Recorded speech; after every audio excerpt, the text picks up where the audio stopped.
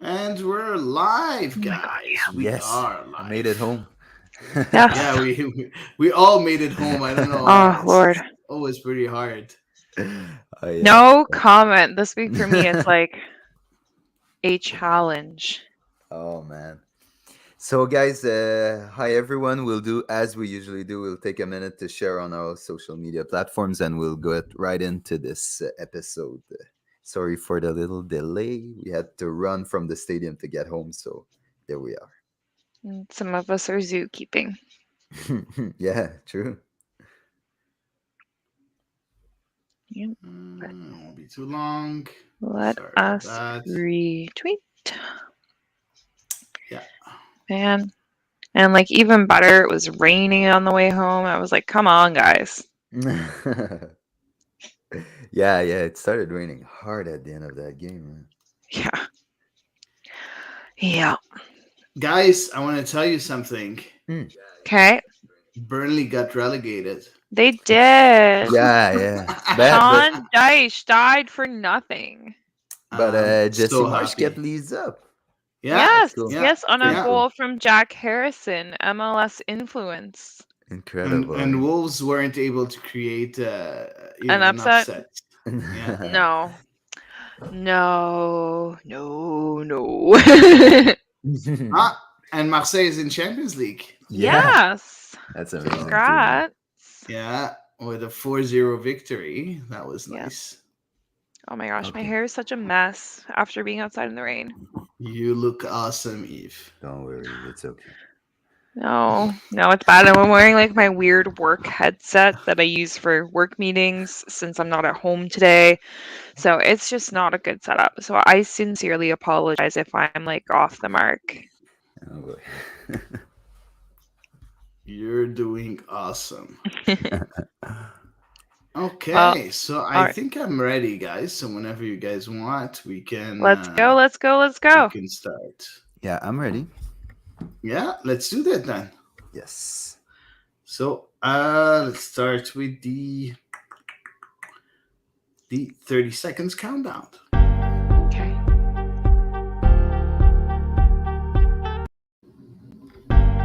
No, you're not.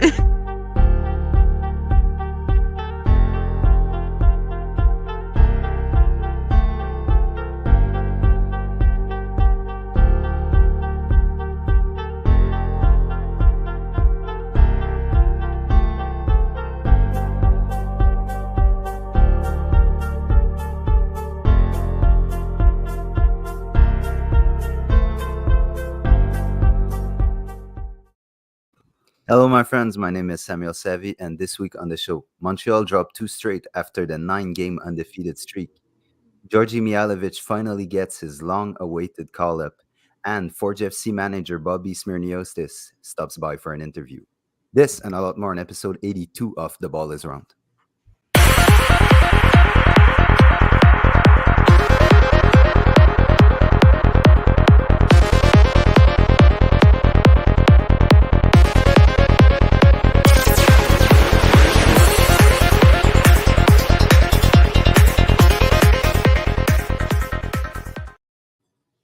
And for those wondering, the interview with Bobby will be a bit later when we're gonna preview the Forge game. So let's give it an hour. It's recorded. It was super cool. He was very, very generous with his answers. I really loved the interview. So hang on, guys, you'll get it.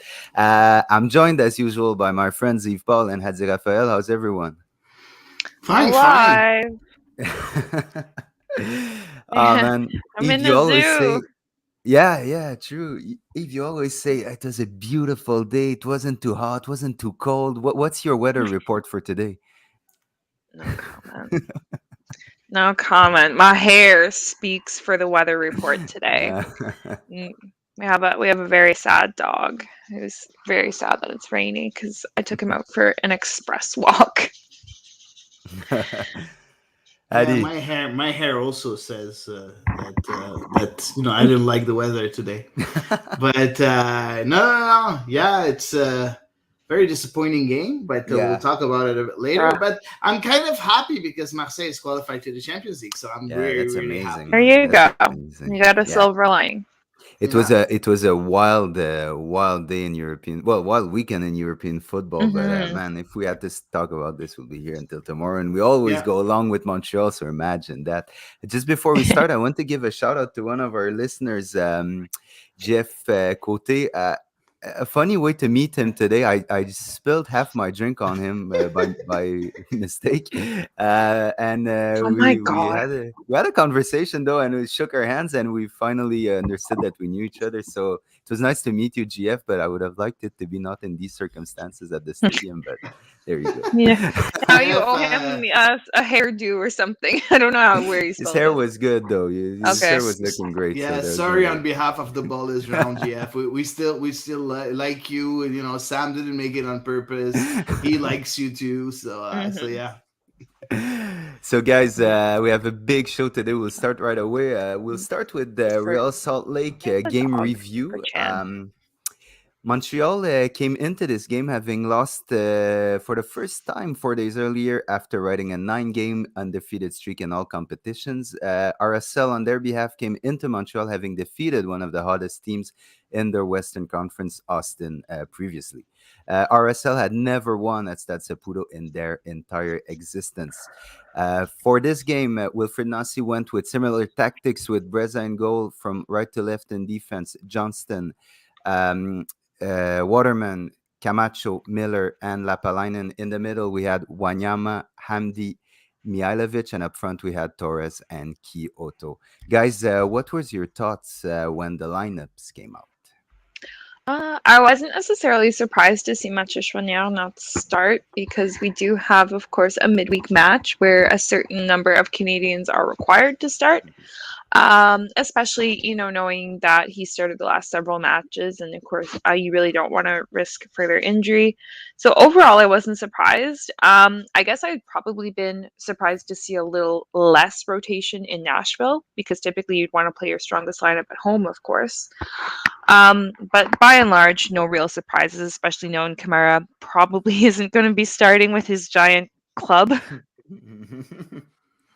Yeah, I was not really surprised either.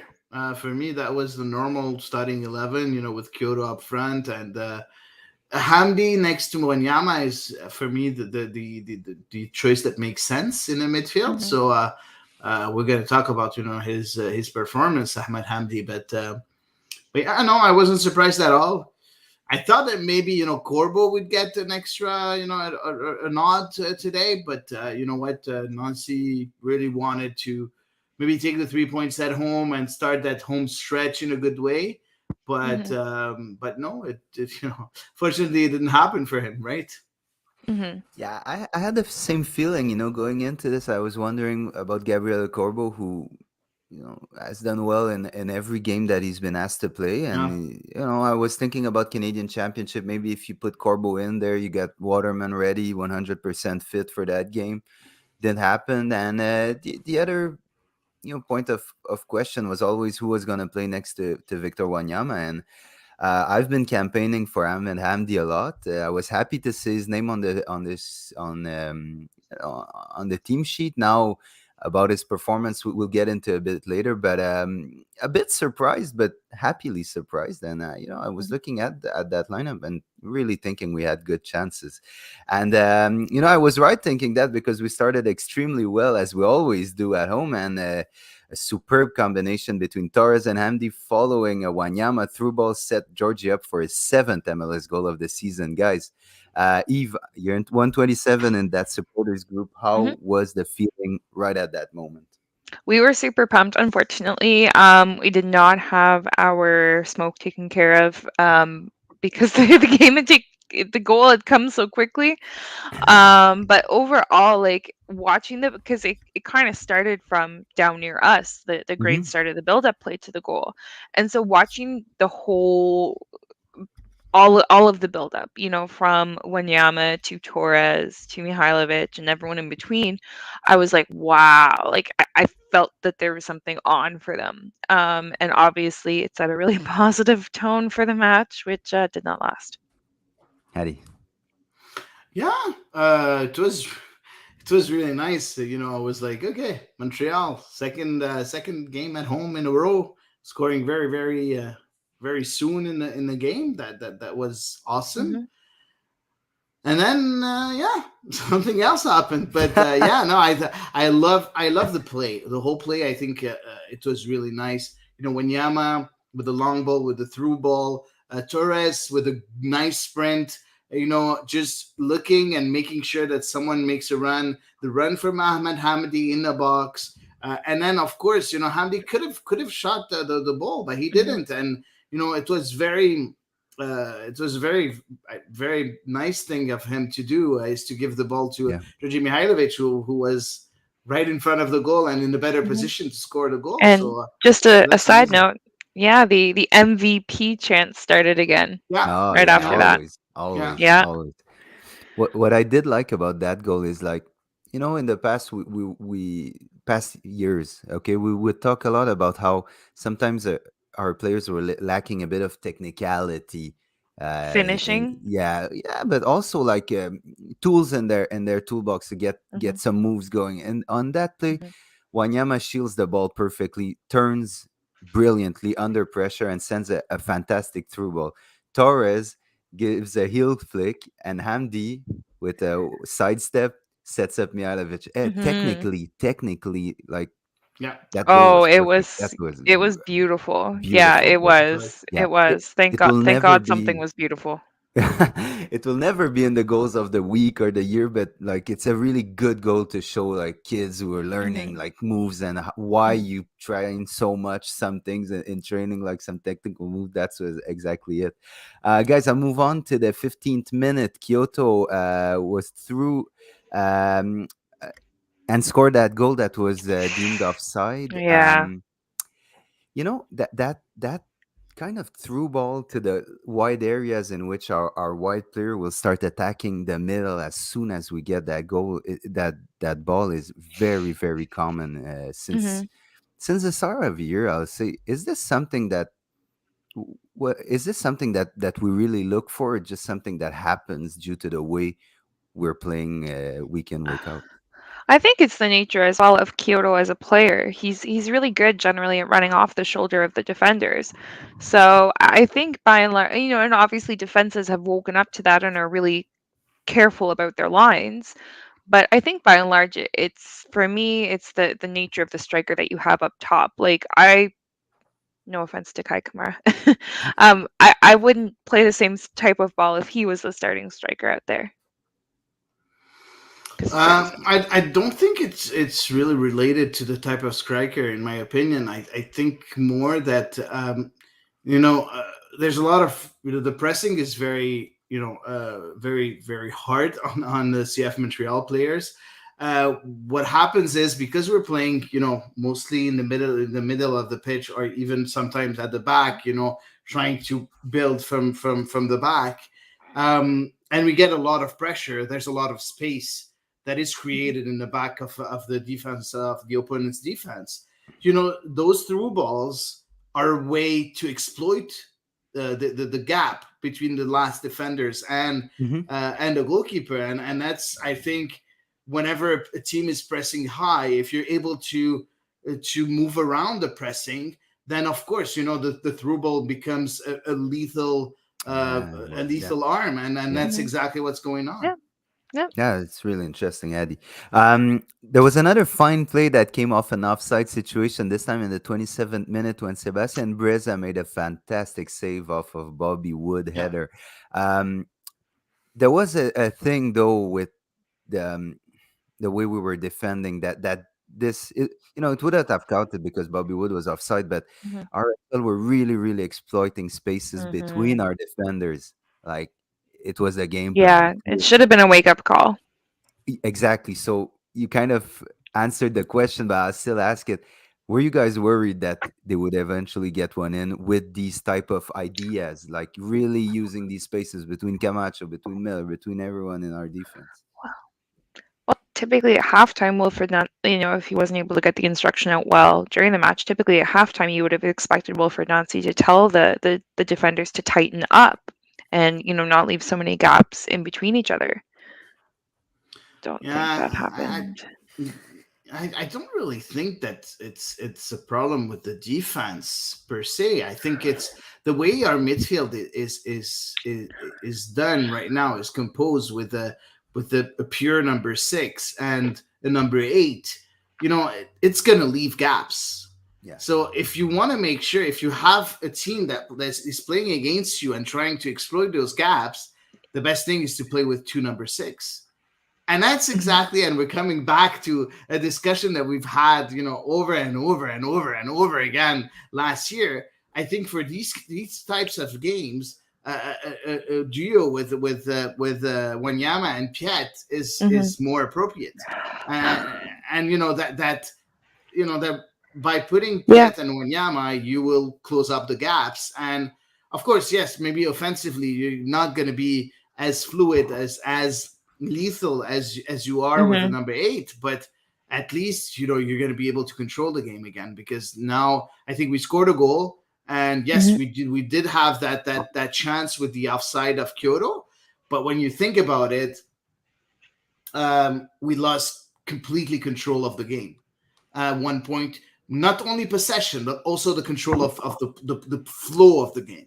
And that's, for me, should have rang an alarm in the head of Wilfried Nancy. And that change of Mhm. Samuel Piet should have been done a lot earlier than when it was.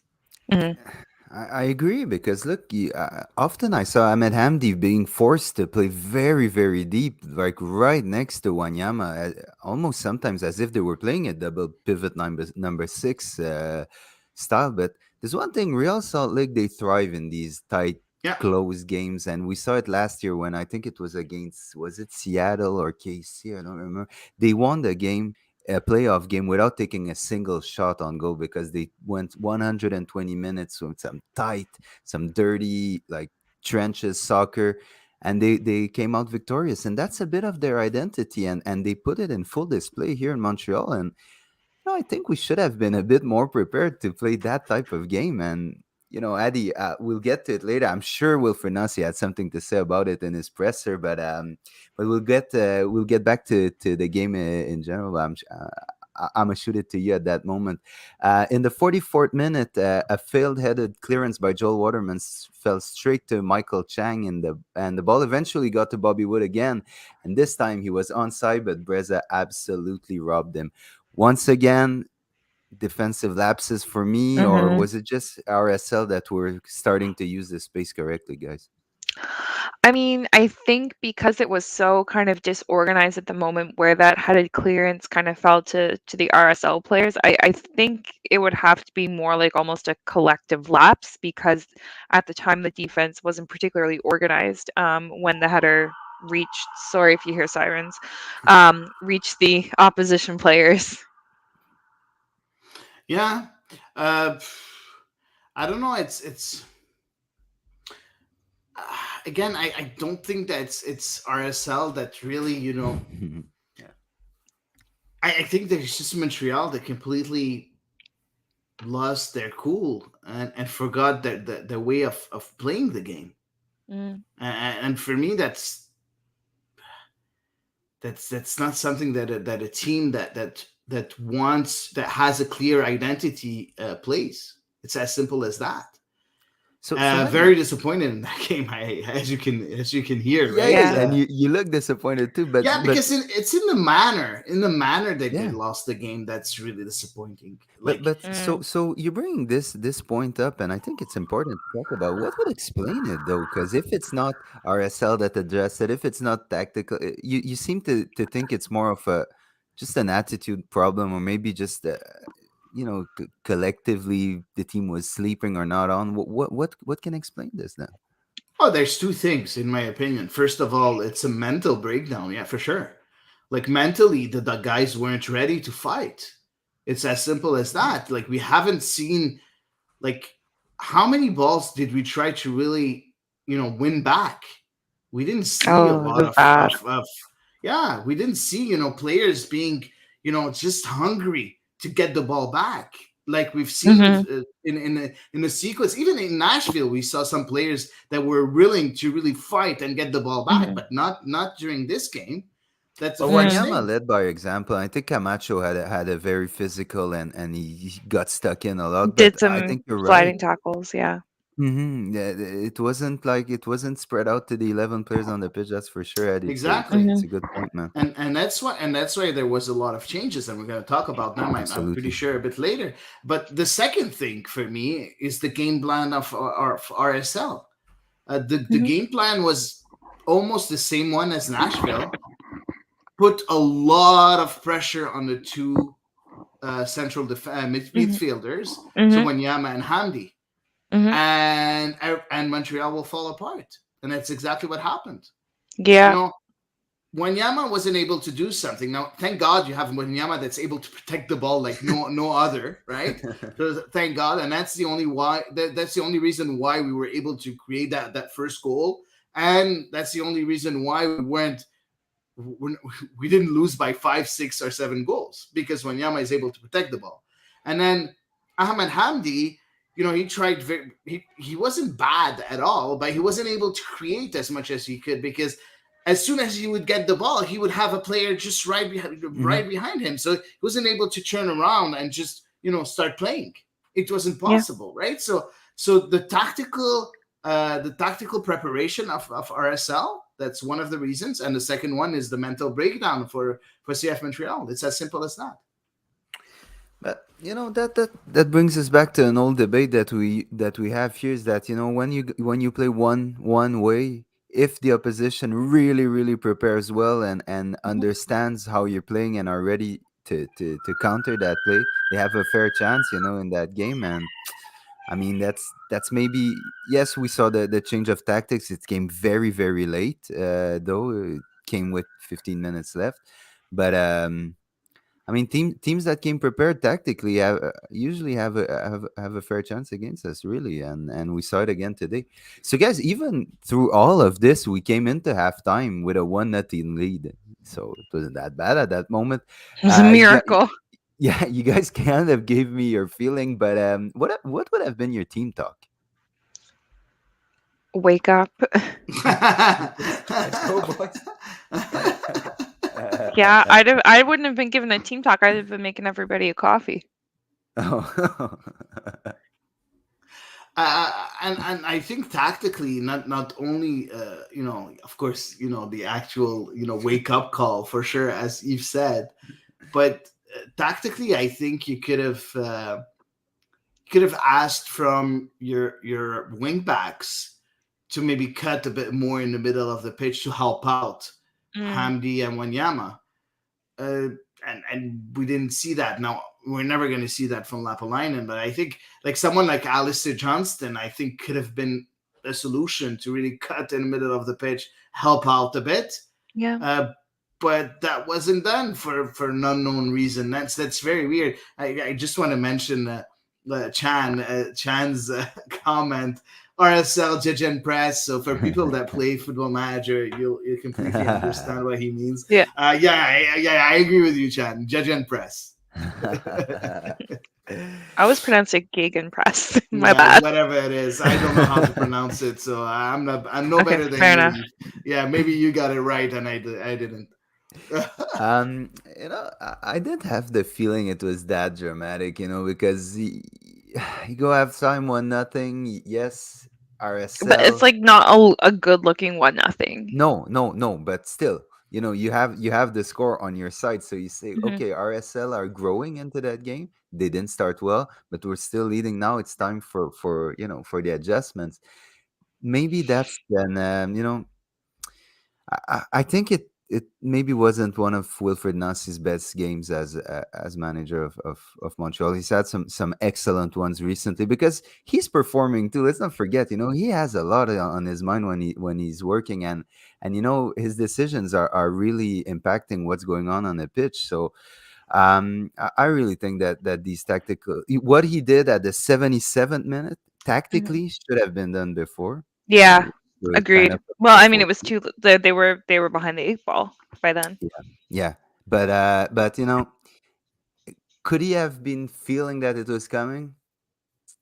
That's more of a question. I wasn't. I thought that maybe we could have held on, But in hindsight, it's easy afterwards. But I think maybe we got beaten tactically very, very hard in that second half. So that's that's what happened in my opinion. Now, don't forget that in front of you, you have a team that had a very good beginning of the season. Yes, of course, afterwards they had a bit of problems there as well, but it's a Mhm. very good team with a Mhm. very good manager, Yeah, ex-player too, with Yeah. Mastroeni. yeah, So you're not playing against a team that's like at the bottom of the table, or we always have a tendency to overlook Real Salt Lake because they Well, don't have yeah.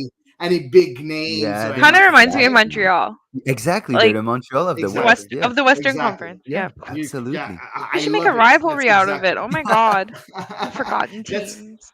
that's exactly it. He greatly said, because that's exactly what we feel when we Mhm. see Real Salt Lake. We're like, it's Real Salt Lake. You're gonna be able to beat them, but no, this is a No. strong No. team, and they weren't playing with one of their. I think one of their best players wasn't playing with Amir them in Krylak. Kerala.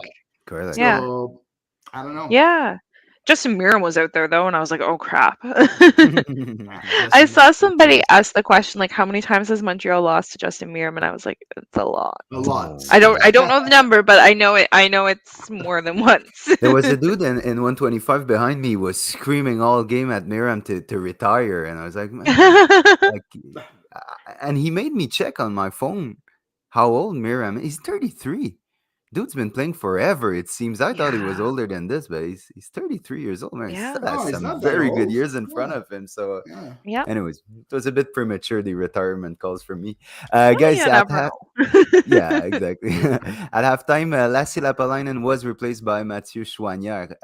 In the 53rd minute, Justin Glad scored that headed goal off a corner by RSL. Guys, I want to talk about the man marking on this corner. And what happened is, we kind of play a hybrid between man to man and zonal defending. Mhm. And RSL proved, in my opinion, proved once again that they came very, very prepared to play against us, because they always attack the same way. They would accept the man marking at the top of the box, drag everybody into the spaces where we're in zonal, and just attack the ball with their height. And that's exactly what Justin Glad did. So at the start of that play, Justin Glad is Mathieu Chouanière's man.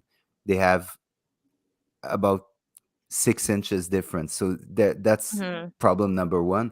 And then Justin Glad kind of evades Mathieu Chouanière and finds himself between Kyoto and Waterman, but nobody picks him up. And he just glances the header home. So, I mean, it's an easy question, I think, but I think you have to ask it still. Is it at some point, does Montreal have to adjust in these certain situations, or we play that way, and we'll have to accept that sometimes some teams will come Mm. really, really prepared against us?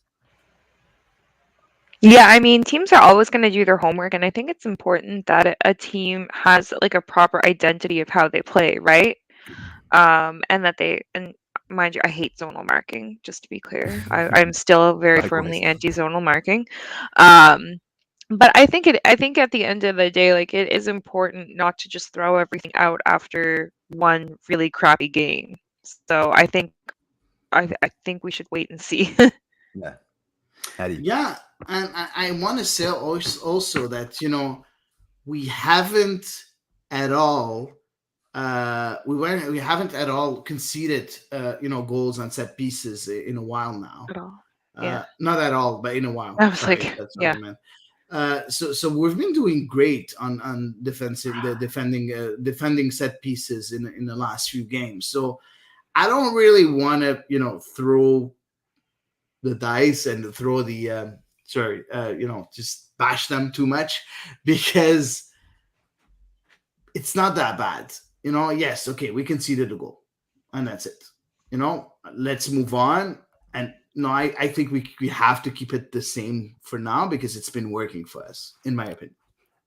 And I kind of agree too. So yeah, you can't every time you consider goal or have a bad game throw everything up, because if we look at the start of the season, people were ready, me included, to change everything in the way we were playing, and start from scratch, maybe not with a new staff and stuff, just with new ideas. But what really helped Montreal is adjustments. Adjustments have been good this year, and maybe we can expect some coming forward. But yeah, that Mathieu Choignard marking Justin Glad, I don't know. That's some adjustment we'll have to do for sure there in the next games. 56 minutes, guys. Ahmed Hadni turned the ball over, and Cordova had a glorious opportunity, but he shot wide after Breza came rushing out. I want to ask you guys now. It's pretty much the time to talk about Ahmed Hamdi's performance because he was replaced 2 minutes later by Sam Piet. What did you make of his performance in the middle next to Wanyama? Ahmed Hamdi. Uh, it's hard, okay, because again, the tactical disposition of Mastroeni was to really put pressure on Hamdi and Wanyama. I think he did pretty well, Ahmed Hamdi. I don't think he had a bad game. I think he was okay. Now the pressure, he was able to go around it. Yes, he lost the ball a couple of times. I think he's the one that loses the ball with the on the second goal of RSL, You're if I'm correct. not mistaken. Huh? You're correct. Yeah, I'm correct. Yeah. Mhm. Okay. So yeah. But either way, I don't think he had a bad game.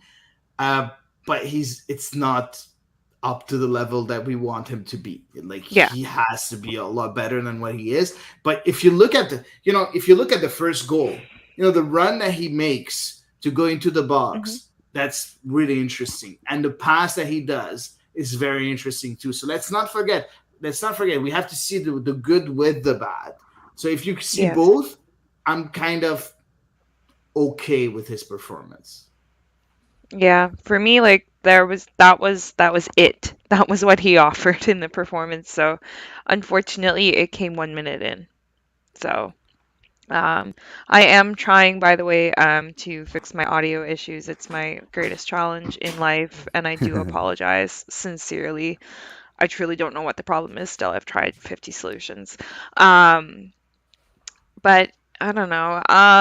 To be honest, I still feel like nobody truly owns the spot next to Victor Wanyama, in all honesty. Yeah, honestly, yeah, yeah, Hamdi didn't. I didn't think he did bad. I didn't think he did great either. I just think that he kind of existed in that game, and I think you need more than that because Wanyama, does so much, and his volume, Wanyama's volume of plays is so intense, and he takes a lot for the team. So the player next to him has to be able to remove a bit of the pressure and of the workload of Wanyama and help him. I just don't have the feeling that Hamdi was there enough for him, and Hamdi's never gonna be that very strong defensive player either, and he was asked to defend maybe more than he would have wanted in that game, but still, once he did play that good ball to Mihailovic, kind of disappeared. He was there, but he kind of existed. So I was a bit disappointed. I'm a big fan of Ahmed Hamdi. I really think he has a huge potential, but it's as if this year it's been a bit more difficult for the moments he's played. He didn't play much, so best is to come for me. But I think we're entitled to expect a little bit more from Ahmed Hamdi. Yeah. For starting position, I think a lot more. Yeah, yeah. If he is gonna take the place off of Kone when Kone will be healthy, I think he has to give a little more. Yeah, for sure.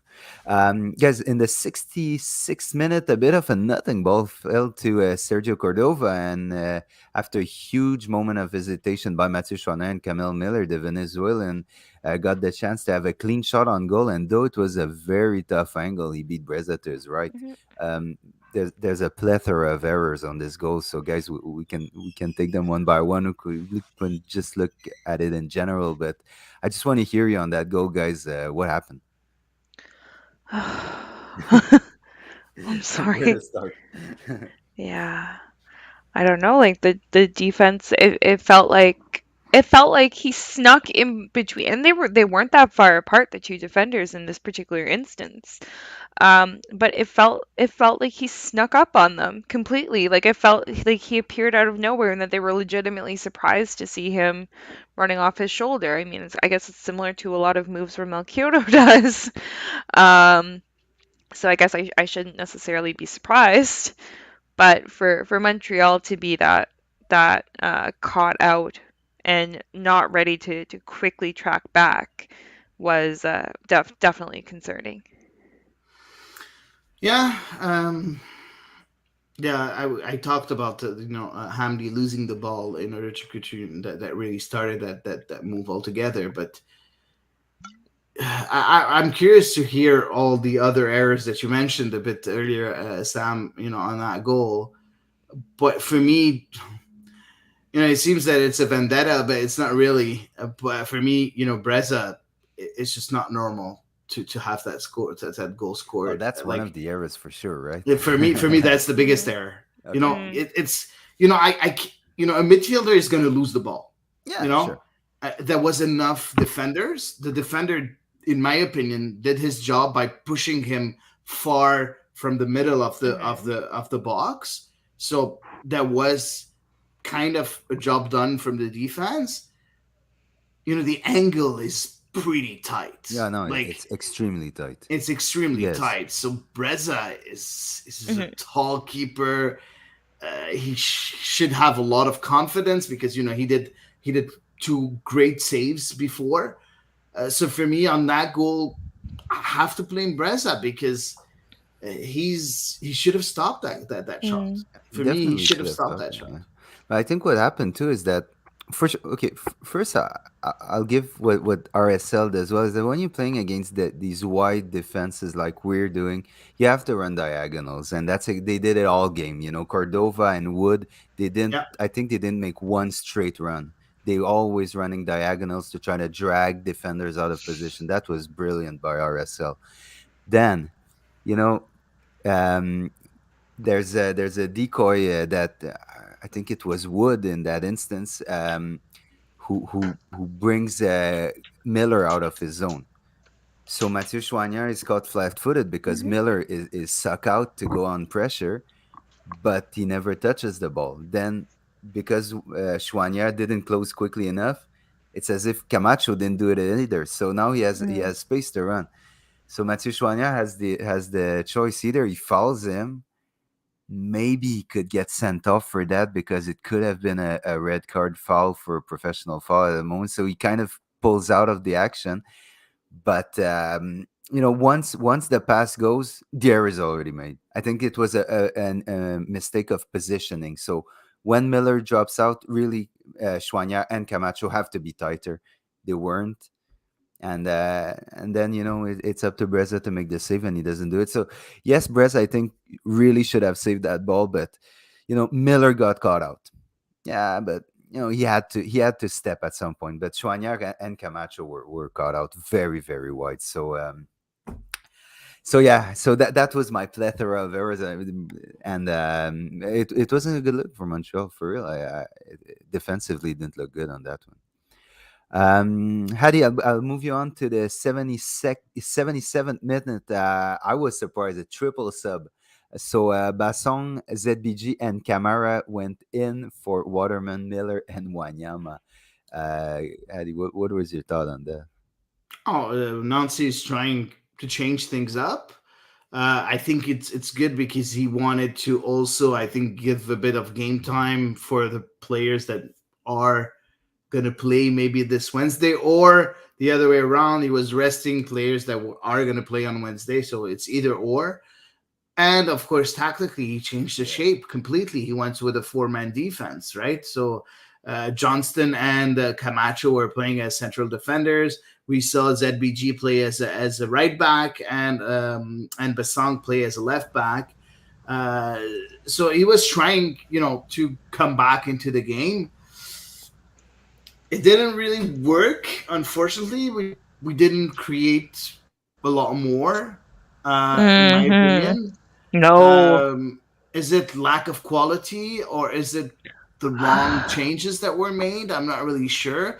The only thing that I saw that was pretty nice is maybe the cross from Kyoto from the right to Kamara, Oh, where he that throws he nearly, himself yeah. and he nearly connects. So I think that should have happened a lot more. Crosses to Kamara and to use Kamara physical abilities and heading abilities. But I don't think we created as much crossing opportunities in that game. They And put in 15 crosses. yeah, but I think I was talking after the triple Yeah, Oh, substitution. after sorry, the sorry, Yeah, sorry. sub, Okay. yeah. yeah. So after the triple substitution, I think we should have seen a lot more crosses, and we didn't. And I think that if we had seen that, we could have maybe equalized. Okay, I don't want to seem to start anything where there's nothing, but I have to. It kind of went through my mind, so I'll ask you, Eve. Hmm. Um, Find the decision to go four. I saw 4-4-2. It could have been a bit. Hmm. Was definitely a Yeah. yeah 4-4-2. It was definitely a back four. Yeah. The Oh, decision yeah. to go Johnston and Camacho in the middle, it made me scratch my head a bit. So I was wondering, could it have something to do with Johnston had a bit of a tough game in Nashville. Hmm. Sorry, Waterman had a bit of a tough game in Hmm. Nashville. Not a great one here. Miller a bit at fault on the second goal. Wasn't having Hmm. a particular great game either. Could have. Was there any like message time by the coach or no? No, I don't feel it Okay. personally because, you know, Montreal does have a Canadian Championship game coming up imminently. I don't necessarily think like Wilfred Nancy thought like the writing was on the wall and it's time to preserve my players or anything like that. But I find it extremely unlikely that Rudy Camacho starts that game on Wednesday, whereas a Joel Waterman or a Hmm. um, Kamal Miller definitely could be starting because, as you know, we have to have at least three which is not hard for Montreal, No. but we have to have at least three Canadians starting the match. Um, so I don't necessarily see it as a question of a concern on their performance. They've been putting together a lot of matches lately, and at the end of the day, we didn't need defenders on the pitch; needed attackers. Interesting. Um, Adi, I think it's time to bring out Simple Guy tweet. He wrote us, and it's kind of Oh, it, bless it kind him. of goes with what we do. So we'll bring it out in a second. So Simple Guy hit us up Good with lord. RSL game was a disaster. Team didn't show up. Nasi should have had a bigger rotation to keep hunger level up. We now have to play a Canadian Championship game, and Cincy, one of the best teams in the East, RSL was the time to What? rotate the squad. Dear God, since he's one of the best, I really Yeah, hope we he we gets. never thought we would say that, but he kind of has a point. So, guys, I want to hear you Oh on yeah. on that too. Are you with Simple Guy on that one? I think personally the match for rotation should have been the road match in Nashville. That's my Hmm. opinion. Because for me, you want to try and win as many of your home games as possible. Plus, Nashville is not an easy place to travel to. So I personally would have rotated the team in Nashville rather than in Montreal. So yes, I would have rotated, but not today. And Yeah, I like Chan's question. If Thor injured, what happened to him? I, that's I a don't know. fantastic question. That's We a don't very have good the answer, question. If I have the answer in the next few days, I'll let you know. But I don't think it's a rotation problem. I still don't think that it's a rotation problem. I don't think that other players would have. Maybe they would have made a difference. We'll never know, right? But I don't think it's that. I think that maybe again, I think it's mental. Hmm. It's mental that the C'est players, yeah, mental. c'est Yeah, mental. Yeah, no, yeah. I think it's mental because the players weren't prepared for a fight for that game, and it's funny. We're going to talk about the presser at one point, but Wilfried Nancy has said exactly that. Well, We, jump into it, Eddie. I think it's the time now. So you Yeah, were at the let's move on, presser. please. Go ahead, man. What did Wilfred Nancy have to say?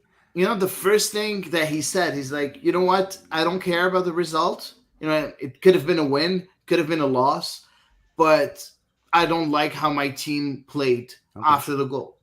I just don't like Yeah. it. it's So not So our hold on. style. 89 minutes of Yeah, the 89 match. minutes. He's Oh like, Lord. but that's what he said. Yeah, Like yeah, Yeah, yeah. after no, the I know, goal, I when know, he I was know, I saying, know, I know. meaning the whole game. Yeah. He's like, it's not our style to concede possession and conceal the control of the game. And he's like, we were between two mindsets during the whole Mhm. game. We were always like, we didn't know what to do, and he's like, it's the first time that that I've seen that happen. That's what he said. So, Mm.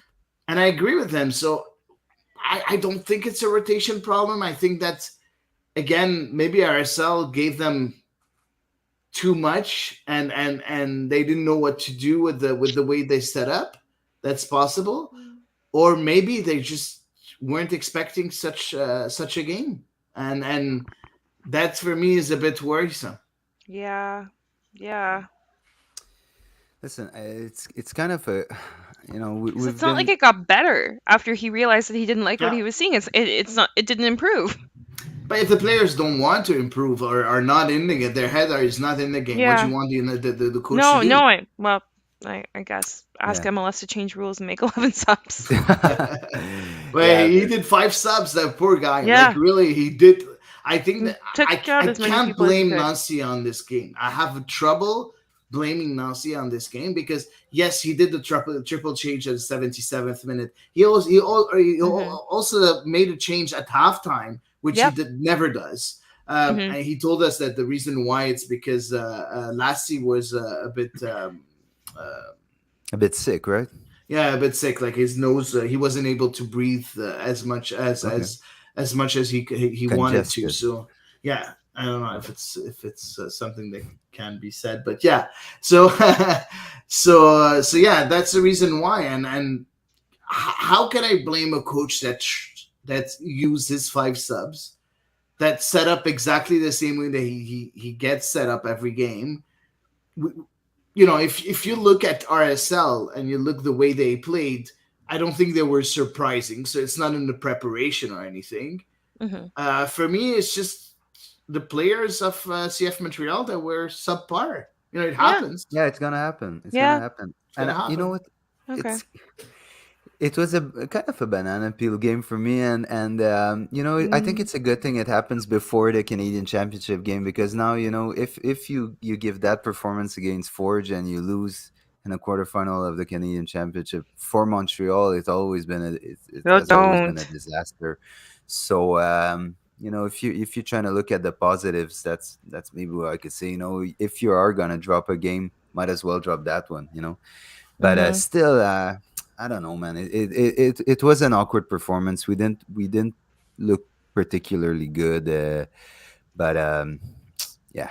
Hadi, Yeah. which players were made available for the media Oh, after? before we talk about players, there's something else that I I'll think Nancy bring said that that. was Yeah, sure, interesting.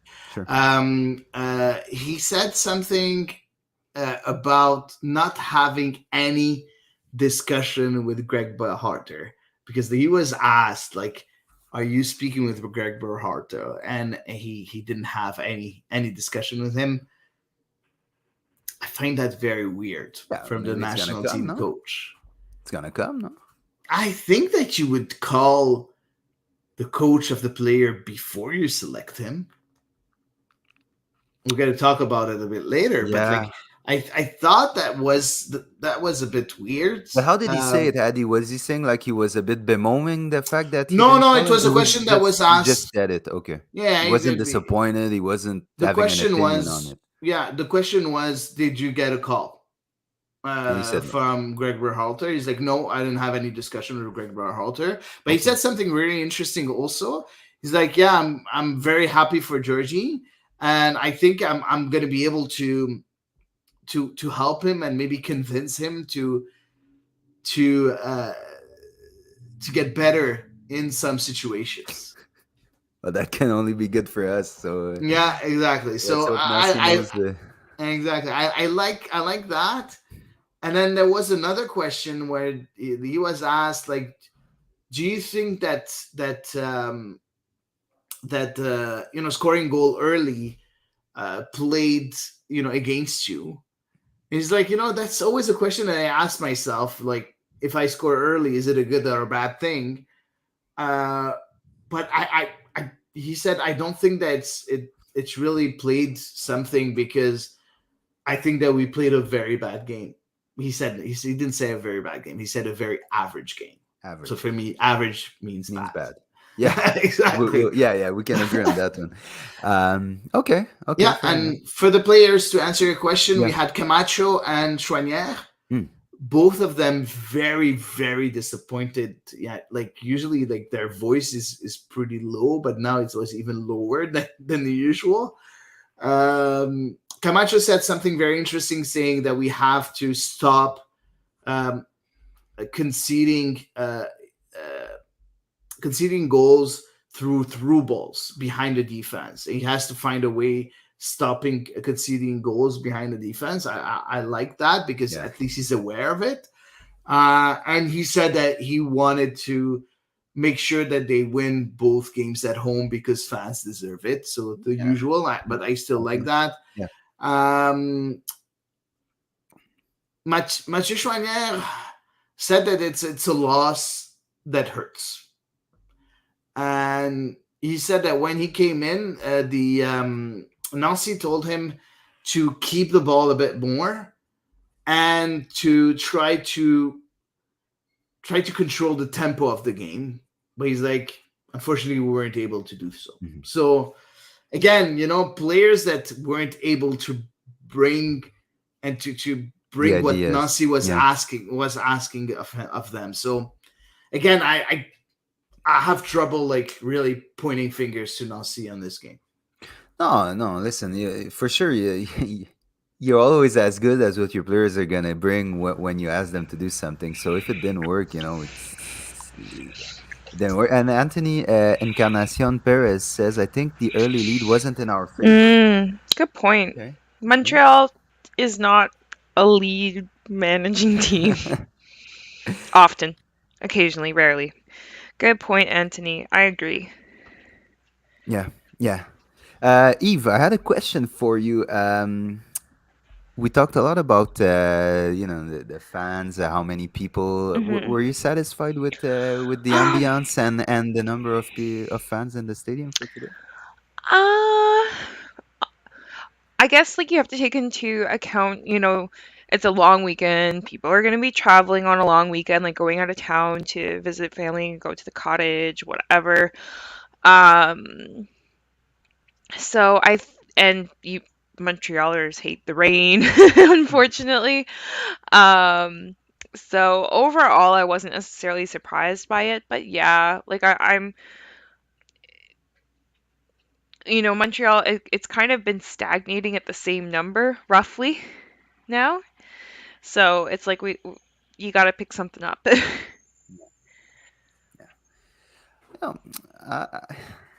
For a Sunday afternoon, rainy day, with everything that was going on in Montreal, there's so many things going on. There's the playoffs of Montreal's AHL team, Laval Rocket playing today.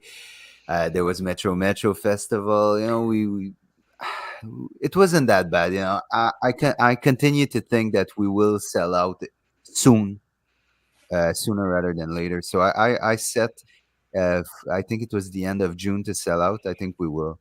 So we're there. And today, we weren't 8,000 either. Thank Guys, God we were. But there's something else that we're forgetting.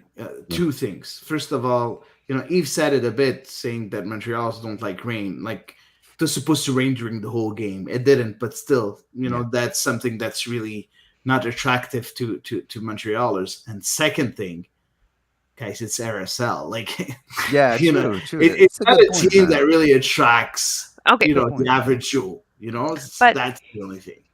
I'm so sorry, but I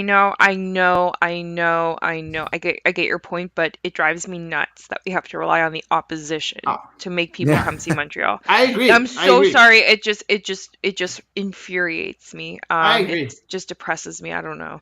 That's the end of my rant. I'm really sorry, but apparently, apparently my mic has started to work really well just in time for me to get mad. Yeah, but I agree with you, Eve. But yeah, at the end of the day, Montreal is not sold yet on CF Montreal, and the reason behind it, we can name a lot of reasons, but the reason We behind the don't have main long reason enough. behind it, no, the Yeah. main reason behind it is that Montreal is not able to go far in hasn't qualified for the playoffs for 3 years. Not able to bring silverware, not able to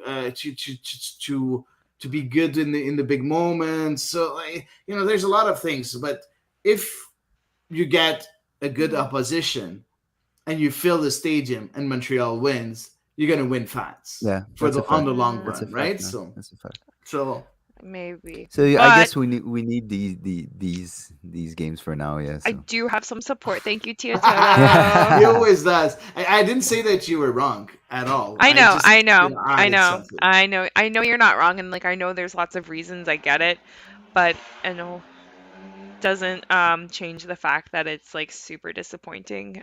Yeah, it That your is. average soccer fan. But I mean, like I said, some of it Montreal's brought on themselves, and some of it is just circumstances, I guess, of people. yeah, guys. Anything to add on that I'm RSL ready to game? move on. I'm so Yeah, me ready to Yeah, move too. me on, too, please. man. Me Guys, too, so man. I'll just get a quick word on Nashville, because it I'm was our ready to first move on defeat. now. Yeah, I'm super ready to move on, man. After that, No, no, we have to stop a bit on Nashville because there's a lot to okay. unpack here. We won't stay too long on Nashville, but I had two questions for you, very very very easy, and you choose them in the order you want. I want to hear you what went wrong and what went right because there was some very positive things in that game too. So whoever wants to start. Uh, If you want to Joel start, Waterman fell again. It felt a lot like the goal. Nashville's first or second. I don't even remember which goal it was.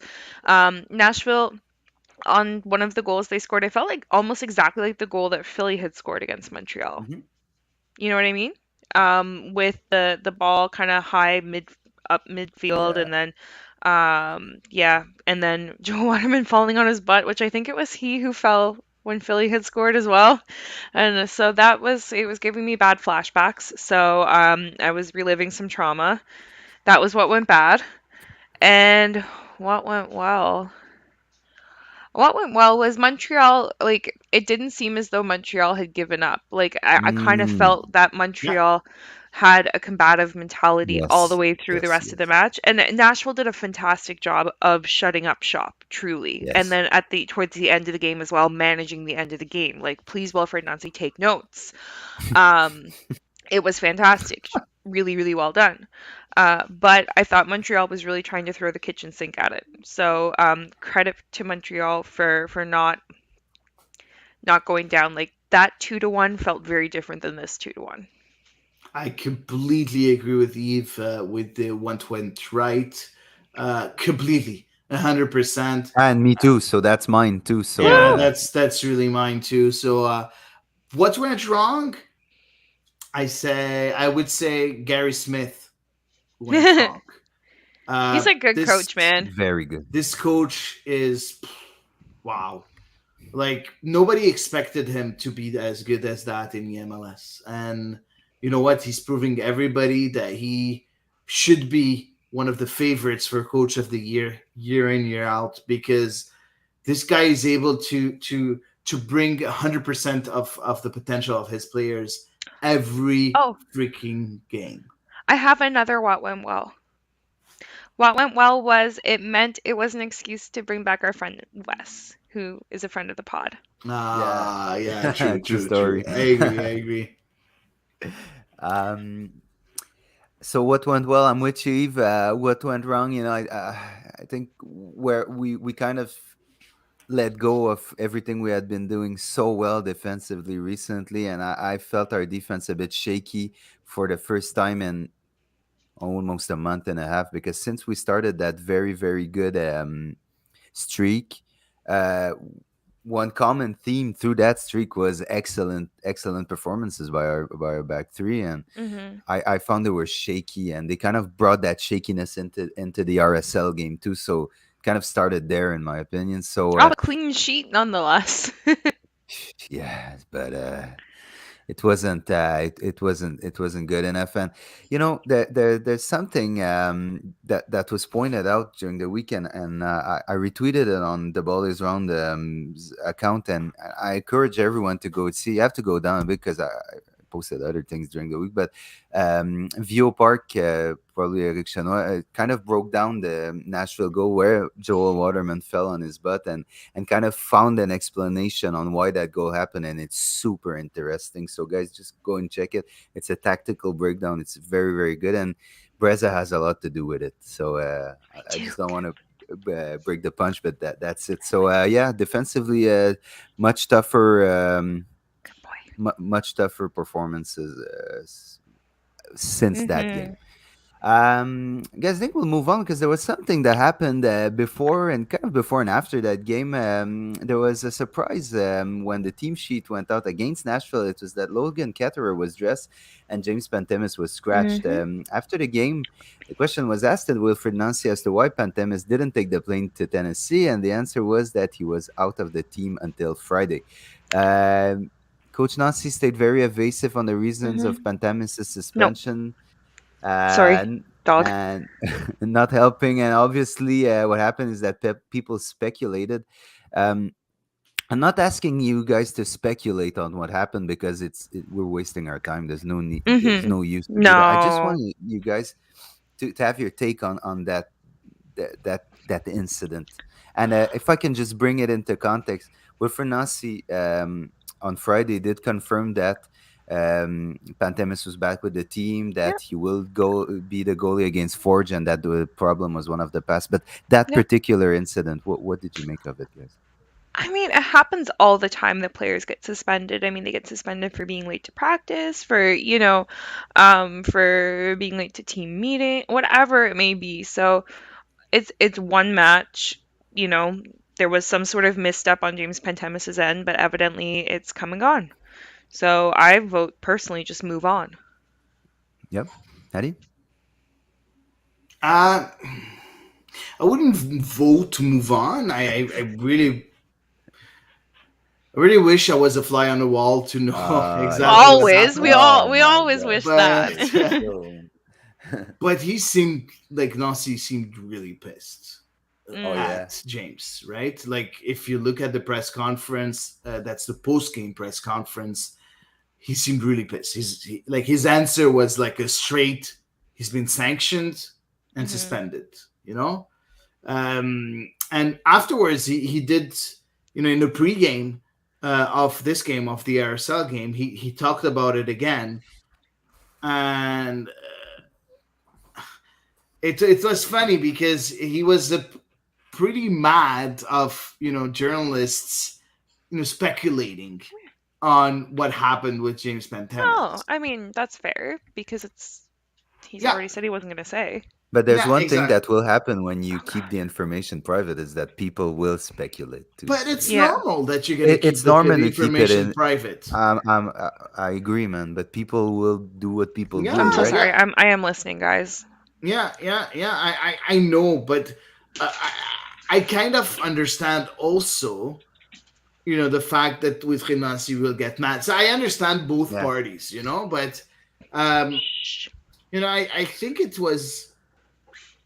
I don't know. I just hope that we're gonna be able to put that behind us Yeah, because Breza playing also Canadian Championship for me is and not appropriate. No. No.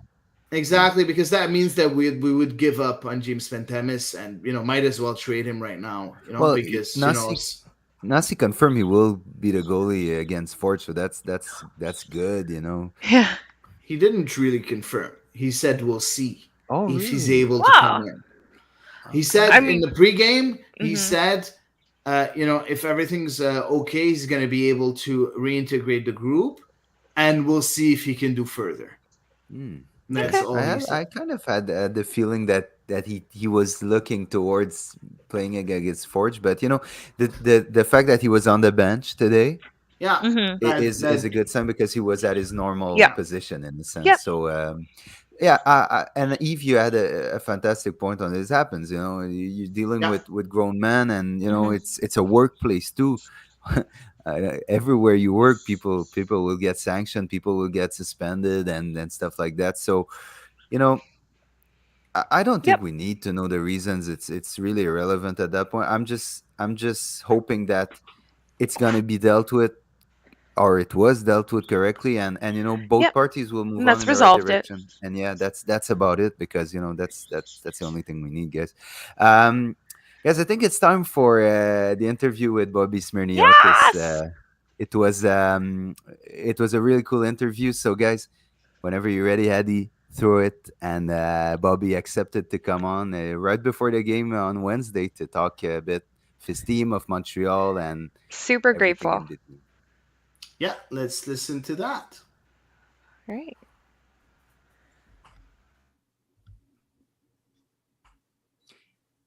And we're privileged to be joined by Forge FC manager Bobby Smyrniotis. Bobby's time is precious, yes, yet he accepted to stop by for an interview ahead of the Canadian Championship quarterfinal between Montreal and Forge. How are you, Bobby? And thank you so much for being here. I'm doing well, gentlemen. Thank you for having me. Bobby, Forge made a history in 2002 as the first CPL team to qualify for the CONCACAF Champions League. Can you tell us the difference between that competition and its sister competition, the CONCACAF League? Yeah, both are quite challenging in their own ways. We've had a very big journey in 3 years competing in the CONCACAF League and competing in the Central America zone. It's not an easy challenge, especially in what we've gone through in the last couple of years with COVID and having to play a lot of those games away from home, both in 2020 and 2021. But I think that's what makes you better and stronger as a club. These are the things that are important for us as a club to build our cultural base, to build our structure, and just to have that in our DNA. And when you over the years have played different teams like Olympia from Honduras, Motagua, and such squads, I think it prepares you as you get up a level. And that was this year in playing Cruz Azul in the Champions League. I think. We've gotten into that competition by being one of the best in CONCACAF League, and that's what we want year after year, to be able to keep on pushing the envelope as a team, as a club, and being able to be a trendsetter in what's going on in the Canadian Premier League. It's funny because I remember around last year, I interviewed you and I asked you, do you think you can win it with the CONCACAF League? And you told me, listen, it's going to be pretty tough. But you know what? Your team qualified, like he said, like Sam said, to the Champions League. You played very well and you scored at the Azteca, being the first CPL team to score at the Azteca, which is a huge stadium. What was that experience like for you and your players?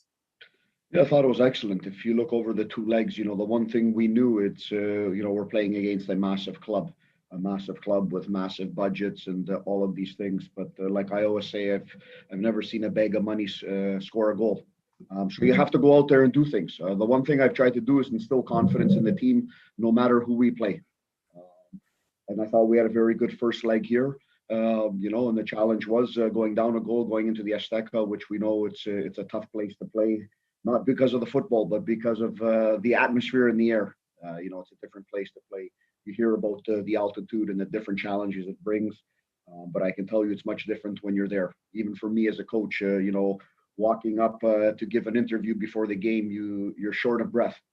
So for all the players. But very proud of the guys and the performance that we put in. You have to grow from each experience. In the first year in CONCACAF League, we've gone 2 rounds, and the second year we went further. The third year we went further, and Champions League is the same thing. You step into these competitions and into a new realm of football, and hopefully that gives you the hunger as a club, gives you hunger as players to want to be able to get there. And this year, the only way to get back there is through the Canadian Championship. So that's part of our challenge ahead of us on Wednesday. Yeah, and I'll bring you back to Canada for my next question. You guys won the CPL in the first 2 years of the club before Pacific took the reins in 2021. This season, Pacific seemed as strong as ever with 17 points from 8 games, 8 points ahead of you, even though you only played 6 games. At this moment, are you at all worried? No, to be honest, and I know it's easy to say that, but if I look back at last year, and last year we've finished with the most points in the league. We played 40 games over 150 days, I think 7 or 8 more than our opponents. But at this point, last year, I think we were on the same trajectory with the points. We have a way of playing, we have a way of doing things in our identity, and sometimes at the beginning of the year, if you have a little bit of injuries, a little bit of inconsistency, it takes time to get going. But we believe in the way we do things, and we know in the past it's worked, and we continue on that trajectory. We have the principles that we'll keep game by game and only tweak them based on a few things on the opponent. So I'm very happy with the squad. We've had some turnover in the squad from last year.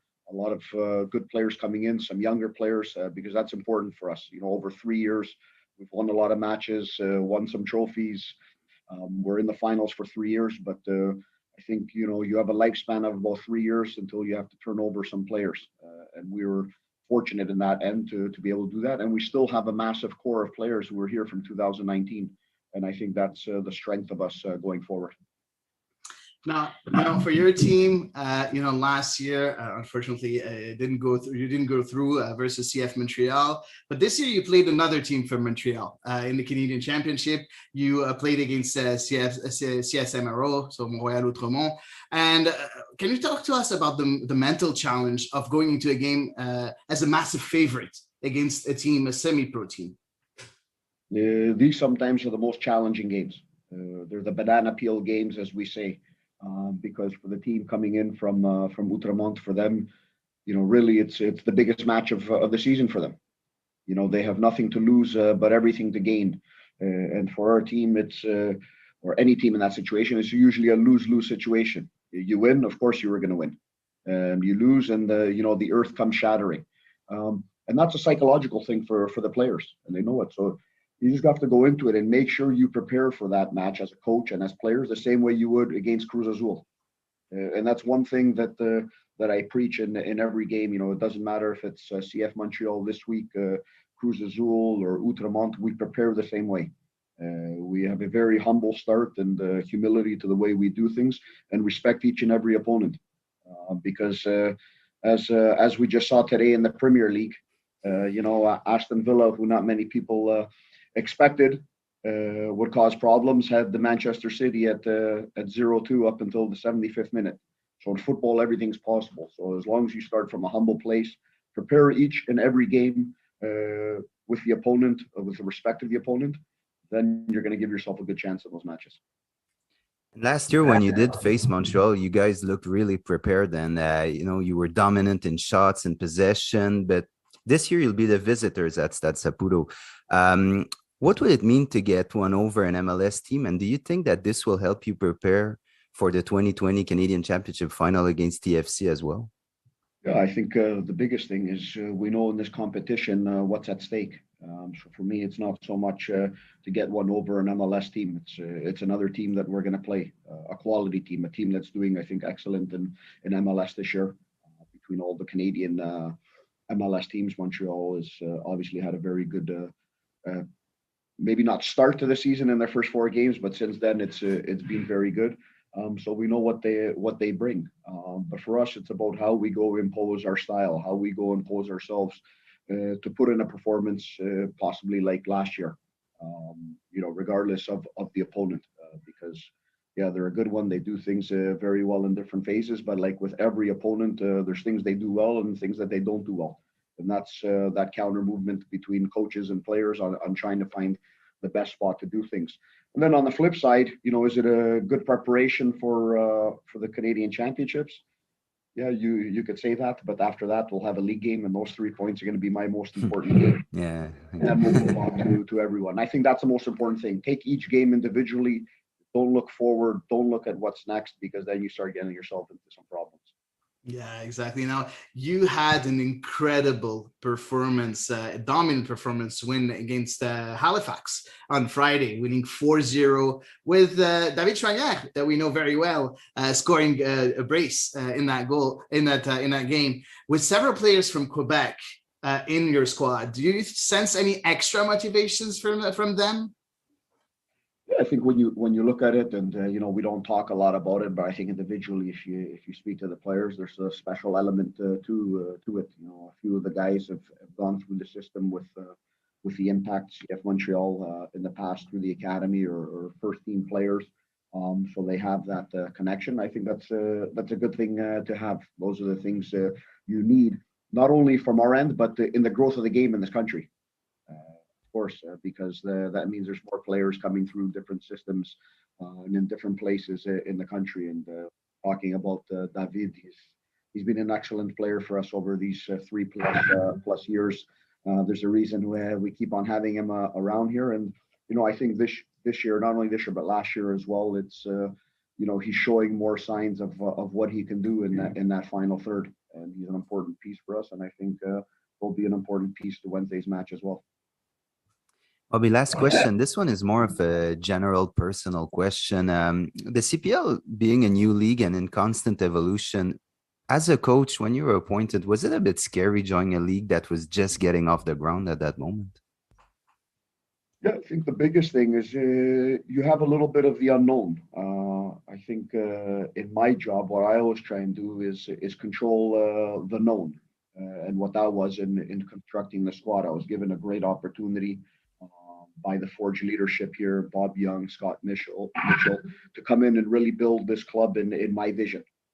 And I think that was made it maybe easier in being able to control the circumstances and building a team around the principles of football that I believe in. Whether they're good or bad, that is always shown in the future. But when you're able to do that, and you have a belief system in how you want to play, and you can bring in the players in that way, I think that gave a little bit more reassurance. The thing was, you never knew what the opponents were going to be like, right? Because we were all building something from the beginning. But now you look back, I think we've done a pretty good job in that time period and what we've been able to accomplish with a group of players who were, in different places. Majority of them coming from an academy, Sigma, that I was in charge of for many years. So that was also a very important accomplishment for us in seeing that trajectory of youth players coming through a system and now playing first team football, playing at this level. And then, within a year, you're competing in CONCACAF and doing all these great things. And it just shows that it's not something that just can happen in isolation. I think it can happen in different pockets around the country. With all of the clubs in the CPL, and now we're seeing, a bigger growth even underneath that with PLSQ, League One Ontario, the new league in BC. I think this is the importance in the growth of the game. That in a few years from now, maybe I'm here, maybe I'm not. That's sports, but the game is growing. The job that you guys are doing, it's important to the game. Right, because that means that the industry of football is growing. We have more things to talk about, a lot of times positive, but also critical things to talk about. That makes everyone better in the game, coaches, players, and I think that's been the great thing to see over these last 3.5 years. I've had a lot of success with my staff and with the players here, and I'm glad it's been us. But I'm also will be happy down the road when it's someone else, because that means things are getting better, and we're a World Cup country for the next 6 years, with the cups coming up. So everything is getting, as they say, turbocharged from what the responsibility is us as coaches, the responsibility for teams from the CPL to do well in CONCACAF competitions, the responsibility of teams from MLS as well to be doing well, the PLSQs, League Ones, and then the responsibility on you guys to keep on pushing the envelope and producing more content across the country, not only regional but national. And I think that's the biggest difference we're gonna see. And maybe we'll be talking in 4 years, and everything will be done a lot differently in a lot better way. Absolutely. Bobby Smyrniotis, it was an honor to have you on our show. Thank you so much for your time, and all the best. Maybe not too good against Montreal, but for all the rest, all the best, man. All right, thank you very much, guys. Keep up the great work, and we'll do our best to make you guys not smile on one.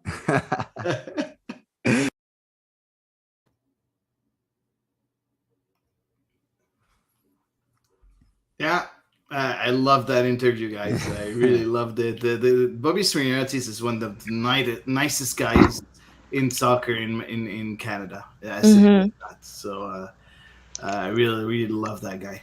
Yeah, it was cool. It was really cool to talk to him, and a very generous interview, and cool to have him here just before we play against them too. So that was pretty nice. Yeah, and then it would be nice to maybe say thanks also to Forge, Yeah, who definitely. Mm-hmm. made that happen. The Nico, Nico who made Correa, that yeah. happen. So thanks a lot, of course. To give us that opportunity. Totally fine. Yeah, definitely. No, super appreciated. Absolutely. So, guys, Bobby says he will do his best not to make us smile, but will we be smiling after 90 minutes on Wednesday? Hopefully, Well, hopefully. if not, there's gonna be some. I can only imagine the hot takes that we'll get. I can only Oh, imagine. oh. Yeah. I mean, if the Montreal that showed up today shows up Wednesday, then no, we will not be smiling. If the Montreal that showed up against Charlotte, for example, or against Orlando shows up today, then or shows up on Wednesday, sorry, then I think Montrealers will be smiling. I guess it all depends on which team steps out. Hattie, Let's play a game, guys. hit me. Let's play a game. Okay. What would be your starting 11 against Forge? Yeah, okay, I'll go first. Go ahead, Sam. Okay. Pantemis, ZBG, Corbo, Waterman, euh, Basson, Chouanière, Piet, Miljevic, Amdi, Sunusi, and Camara. Oh Mm, wow. Okay, full rotation. Like B team. just about. Yeah. Well, you know what? You keep some big names on the bench in case. Hmm. Yeah, that's what I'll do. Eve? Pantemis, ZBG. Um, yeah, okay, Corbo, Waterman. I would start Miller, then Basong on the left. I do not like Basong as a central defender, as I've said like 67 million times. Piet, and next to Piet, I would draw names out of a hat. Uh, next to Piet, Mathieu Choignard. Um, then ahead of them, Matko Miljevic. And I have two players left, right? Oh my god, how many players? I don't know if Kai Kamara is like able to start with his giant, what do you cast of sorts on his wrist. But I guess I would also start Kai Kamara if he's fit to start. If he's not, obviously, then I guess I would be starting Ramel Kyoto. And next to him, I think Joaquin Torres has been dynamic, so go ahead. Oh, interesting. Interesting. For me, Pantemis, ZBG, Corbo, Camacho. Yeah, I would do Camacho. Camacho, Basong. Uh, then Chouanière on the left. Then I would go with Piet, Hambi, Miljevic, and then in front I would go with Sunusi and Quizera. Oh, Oh, Sanusi would not be a bad interesting. idea. Yeah, no, Who's sorry. there? I want to change Torres for Sanusi. My apologies. Okay, Yeah, good. you can, no worries. You Okay. can, you I'm can. gonna make a pregame sub. Cool. So, guys, I think we'll be smiling, even with these maybe quote unquote diminished lineups, which isn't really, but still, Mm, I think we should have the upper hand on Forge. yeah, Yeah, yeah. Chan says, just for information, Forge played Friday. They have 2 extra days for recuperation. Exactly good why point. I envision a lot of movement in Rotation, Yep. camp. yeah. Yeah, Yeah, Yeah. for sure. definitely. Um, guys, there was a very nice news that came out this week. Georgie finally got his long-awaited call-up to the U.S. men's national team. Yay. At Um, last. yes, he's been called up by Greg Berhalter for the upcoming June international window, in which the Americans will be playing 4 games. Friendlies against Mhm, Morocco and Uruguay, and Nations League games against Grenada and El Salvador. mhm. Georgie had been invited to the January camp, but his excellent performances since the start of the year convinced Berhalter to give him a call with the full squad. Guys, were you surprised to see his name in the mix? I wasn't sure exactly how MLS heavy it was gonna be, to be honest with you. So I thought like he was probably gonna be one of those names that like maybe yes, maybe no, depending on who's in good shape and whatnot. Uh, But it seems to be a pretty solid mix of MLS players, or at least US based players, I guess I should say. Sorry, US based players and Europeans. So yeah, like given that European players, who are playing in very, very top teams and very, very top leagues, got the call to see Georgi Mihailovic is a big compliment, I think, to his form so far this season. Yeah, and don't forget that they have 4 games to play, right? So that means Mm, that not only it's very, I'm not gonna say surprising because for me it's normal. He he's one of the best players in MLS right now. It's as simple as that. Like stats wise, at least. hmm The performance that he's been having in the last few games is are really good. So I wasn't really surprised, but what I'm happy about is that he's gonna have playing time. That's for sure because you're playing for 4 games, um, and you're surely gonna have to use most Uh, of this squad. oh yeah, So yeah. that's gonna be very very interesting. I wouldn't be surprised if he plays only in the Nations League, not in the friendlies. That's my opinion, but we'll see. Yeah, interesting. I was no, I can't say I was surprised because it couldn't be justified anymore to keep him out. At some point, Yeah. Berhalter just had to call him up. hmm Mialovic did everything he had to do to be called up, and good thing is that he was rewarded because at some point it would have looked a bit crazy to not to call him up after like MVP esque performances in the league since the start of the year. So yeah, good for him. I just want to ask you guys before we close out this segment. We all know that Georgie will leave the club eventually, but how hmm much does a regular spot with the national team boost his value for a transfer? Big time, big Big time. time, eh? Yeah. Yeah, like I'm I I'm would not good at transfer math, so I'm not gonna like put dollars on it, but big time. I would say at least to 20-30%. Ooh, that much, eh? And if he scores or have a good game, even more. Yeah. Yeah, So yeah, So yeah. everything's going according to plan for Olivier Ganache, so that's good, and it's great for Georgie too because he wants he it's one of his objectives of the year. He said it to go to Qatar, and he's really making everything as possible to do so. It's great to see, guys. We'll move on quickly to quick fire Can Men national team and Can Women national team. So this weekend, Julia Grosso continued her dream start to life in Italy as she signed an extension to her contract for another 2 years, only days after securing the treble this season. Kadisha Buchanan won her fifth UEFA Women Champions League trophy with Lyon beating Barcelona 4-1 in the final. Sophie Schmidt scored her first goal of the season in a 2-1 win over Portland Thorns. Nichelle Prince also got an assist in that game. Evelyn Vien scored a brace for Kristianstad as they dominated AFK 5-1. Surayeka and her team Havre secured promotion to Ligue 1 this weekend. Bianca Saint George scored for Chicago Red Star in a 4-2 win against Orlando Pride. And last but not least, Milan Borjan scored this weekend from the penalty spot for Red Star Belgrade to secure his fifth consecutive Serbian league title. Milan Borjan, guys, scored a penalty in open play, like not in a penalty shootout. I have one thing to say regarding that. Go ahead.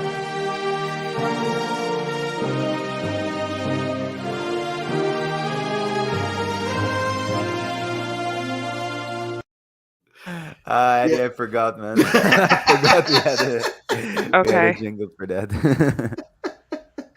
And No, what I let's will not forget reinstate. is that Eve, you hit us up with social media right now for part 2 of the show. Hady, Woo-hoo. I won't forget it. Go ahead.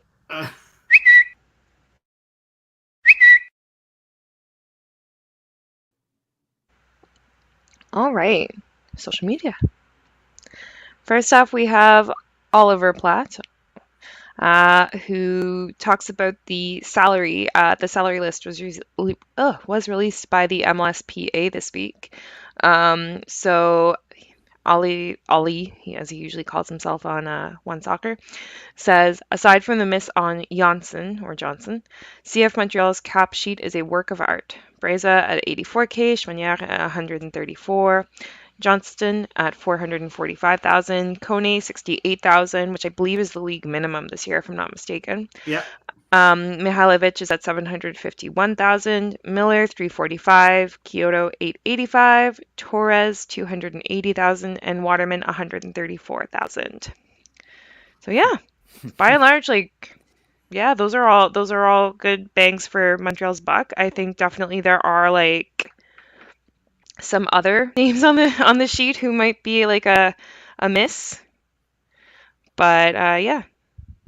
Yeah, for sure. You look at Lassie making over 500K and stuff. For sure, there is gonna be, but I think it's great to see, considering how much of a mess was the contract situations before Olivier. Well, when Olivier Renard came in office, it was a mess. All of the contracts and the term of contracts, the salaries some players were making. So now I think everything is pretty much balanced out, and done a good job, man. Hmm. Yeah, I agree. Yeah. All right. Next up is Thomas Neff. He mentions, of course, that there were also the Canadian U20 call-ups that happened recently, and notably, 18-year-old dual national for Canada and Morocco and CF Montreal midfielder Rida Zouhir is going to decide his international future after a U20 camp with Canada, having participated in Morocco's U20 camp in the off-season, I think just before the season started, if I recall. Um, he could also prolong his decision if he wants to. Both Canada Soccer and Morocco FA want him. Yeah, a Interesting. lot of CF Montreal players, right, were called, or academy players were called for this Hmm. U20, roster with the Kishan Hmm. Ferdinand and all those people. But yeah, it's interesting to see, players, playing in North America, having the liberty to choose between two different, national teams. That doesn't happen a lot usually when you play in North America. So I find that very, very interesting. Hopefully, we'll see Ridazu here, choose Hmm. Canada. Hopefully, because I think it's going to be very important. He could be a very important player for Canada down the stretch. Maybe not now, but maybe in 2, 3, 4 years. I think he could be a I think very good 2 years is important. still a little early. Huh? I think 2 years might still be a little early. It all depends. You don't know how he's going to progress, because if he, let's say, there's an injury in the midfield and he needs to get playing time, maybe he Hmm. can blossom. You never know. So We'll see. so yeah, between 2 and 4 years, maybe he's going to be a good Hmm. player for us. Yeah, and I think what kind of hurt him a bit this year is how good Ismail Kone was when he was asked to Hmm. play, because uh, there was a lot of people that were high on Ruda Zuir being one of the big prospects to look out for this year, and he didn't get that much time of play, and there was some situations, but no, still a lot of potential, and if he does choose Canada, I think it's a good. I'd encourage him, but we'll see, we'll see. Yeah, excellent. Now we'll have to see how it shakes out for sure. Next up, we have a friend of the pod, Tate R. Brooks, who actually was really intense today. He said game day, and S. Brooks 13, I believe that's his wife, and I are bringing 4 other Vermonters with us to see CF Montreal today. Sorry for them. We will also dodge the raindrops to enjoy the fun Montreal 127 and 1642 tailgate. And he asks which state would have greater representation today, and his 2 choices were Vermont or New York. You guys think, Yeah. so we had 81.5% of his respondents said Vermont will have better representation than New York. You guys think he was right? I think it was, yeah. Yeah, There's I a would good be fan inclined. base of Montreal in Vermont. I love Yeah. it. Yeah, I love it. yeah. No, it's interesting. It's cool. I Yeah. like it. Next up, we have a lovely ex-guest as well, Mm. Alain, J'aime le soccer. And bless him, he said starting to feel bad for Lassie. And I believe he tweeted this like on Wednesday during the game when Lassie had another one of those really, really good chances. You know what I mean? The Yeah. one where he once again did the usual shot. So, is he cursed? Any Finnish midsummer rituals that we can do for him? And then he tweeted a picture of something Finnish. Why not? Why not give it a shot? Poor old Lassie, man. Yeah. Like we said, I mean, I guess his shooting confidence isn't where it normally is, maybe. So just got to get one in that net. Yeah, Ideally, just got to get one on target, yeah. at Let's least. start by on target. But I'm Yeah. sure when he's gonna put it on target, he's gonna score it Hmm. and he's gonna feel much better about Yep. himself. So it's coming. It's coming. Hmm. I'm confident. Fingers crossed. And last but not least, we missed this in Canadian women's national team news as well. A friendly was announced at BMO Field versus South Korea for the upcoming window. And if you haven't seen it, a lot of Canadian women's team players have been indicating important that they're going to be showing up, like former players like Steph Labbe, for example, Diana Matheson, and so on. Um, and so we have Donald Eady, who tweeted, "Don't forget your women players deserve pay equity sign for the match at BMO Field." Because I don't know if you guys saw it, but there was big news in U.S. soccer this Yes. week Yes. in which the new collective bargaining agreement is going to have women and men's team players compensated equally for performances in competitions, like for example winning a World Cup, which unfortunately in 2022 is really big news. And I think definitely such a sign is super duper important to bring to the next matches that Canada is going to be hosting, because we do not want to be behind the U.S. No. in terms of pay equity. No, and I think it's long overdue. So yeah, it's good, and you know, I'm pretty sure Canada will follow. Hmm. Maybe even if they, I don't know if they want or they don't, but they'll do the move because someone has initiated the movement. So yeah, it's long overdue, and it's good. It's good. It's very good. Yep, yep, long overdue. Yeah, Let's get on it. completely agree. Long overdue. Yep. With that being said, that does wrap up social media for me this evening. So I believe, Hattie, you have the final segment of the night. Yes, I have choices for you, so let's wait for the bell ring.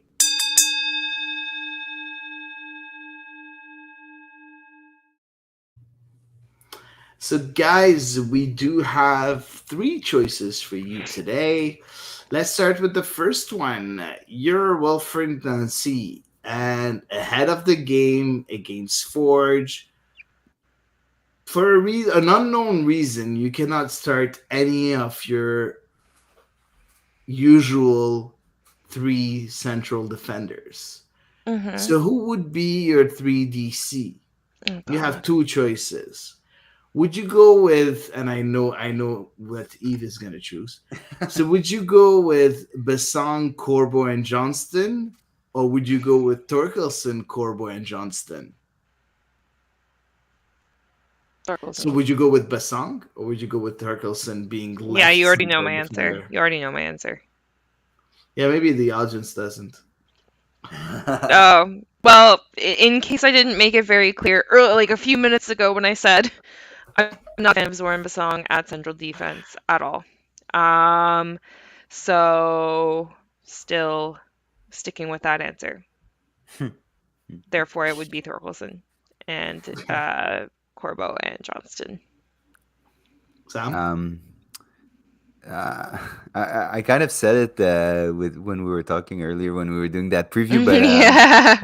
but the only reason is that Basong has played a bit recently, so I kind of bid on some form ish, which I'm not. Listen, nothing against the guy, but I'm not super secure when Basong is out there. But Torkelson hasn't played a competitive minutes in months, so I Mm, just go by default with Basong because of that. But if Torkelson had played the same number of minutes as Basong recently, for sure I'd go with Torkelson. So that answers the question. there we go. Yeah, I'm team Eve on this Thank one. you. So I would go with Torkelson too, because he is a central defender at first. So that helps. It's not nothing against Basang, but at least he's a central defender. So yeah. Next choice, that was the easy one, to kick things Hmm. off. Next one, you're Gabriel Gervais, Oh, okay. and Olivier Renard comes to you and says, "I want a 4-year contract and nothing else. either you give me that or I'm leaving in July Okay. because other clubs need me, and I have to think of my family. They're offering me a big contract, and I want stability for my family. Hmm. What would you do? Are we allowed to attach conditions to the contract, like No, no, such it's that? 4 years guaranteed. If that's like the Mhm. conditions, Mm, like if you fire him, you have I to pay know the that remaining 3 years. I know that the owner's pockets are fairly deep. So knowing that, I'd say yes, better the devil you know. Yeah, me too. Me too. Not that I four think his years. international recruitment has been much to write home about, but yeah, better the devil you know. Yeah, Go ahead, me too. Sam. I'm so sorry I cut you off. No, no, it's all good. And no, no, same thing, same thing. Like you say, international. It's been hit and miss. Some has been good, some has been a bit less. But if you really want to close out a real cycle, you need to give a lot of time to your technical director. So 4 years is fair. But if in 4 years we're sitting where we are today, it's out, out. Mm, I'd give him a lot of time to work though, because he's done a good job. I like the guy. I really like the guy. By the way, he said at 91.9 that I think 91.9. He yeah, I said think you're that right. there was a pre-arrangement for a contract. So we don't know what that means, but he seems very, very, you know, positive about the outcome of the Mhm. discussion. So we'll see. Good. But yeah, I would accept also. I think 4 years. I know it's long, but I think that you have like we can't say that Olivier Renard, even if his international signings aren't spot on. If you look at the progression of the team since he took over, Mm, on the pitch, we've seen a lot of progression. We've Yeah. seen we've Yeah. seen evolution. So, and it's him, that chose Nancy, that gave Nancy a chance. So we have to give him that. It's him and Vasily that signed those MLS players that are really blooming. So if you look at his job altogether, I think it's positive. But again, I think also that I would try to convince him to wait until the end of the season to see if they do qualify for the playoffs, because for me that's the deciding factor. that's really a Hmm. deciding factor. Yep. Exactly. Yep. I do not disagree. And By and last large. but not least, and last but not least, you guys are Olivier Renard, and I'm going to ask Sam to answer first because I think that Eve, I know his answer. I'm so sorry. You're, you're I'm so Olivier predictable. Renard. No, not at all. But you'll see why. And you get a call from Milan Borjan's agent saying he wants to join CF Montreal as a TAM player, so not a DP, TAM player, but he wants a 4 years contract too, and he wants a guaranteed starting job during those 4 years. Would you take him knowing that you won't be able to sign any other players during the summer transfer window? Sam, Wow. that will be your That's only a signing. good choice, this one. Borian is 34 right now, going on Hmm. 35 in October. Goalkeepers, So though, they're long yeah, living. absolutely, Three years absolutely. and a half. Okay, I said 4 years, but what I That's meant okay. is this year and three others. So to Hmm. bring him to his 38. 38th birthday, wow, Tam, but it's you know we dropped 2 points because it's something of a goalkeeping you know mistake. I mean, it's a position we have to sort out at some point. And I think you should let me go first. no, no, no. Sam Listen, seems to I'll be go. I'll struggling go. emotionally. No, no. I take it. Yeah, I take it. Because Okay. for me, there are two positions that we have to sort out to be very competitive. It's left back and goalkeeper. Mhm. So if Borjan is in, Mhm. you only have goalkeeper left back to sort out. So Mhm. yeah, I'll do it. I'll do it. Eve. My turn.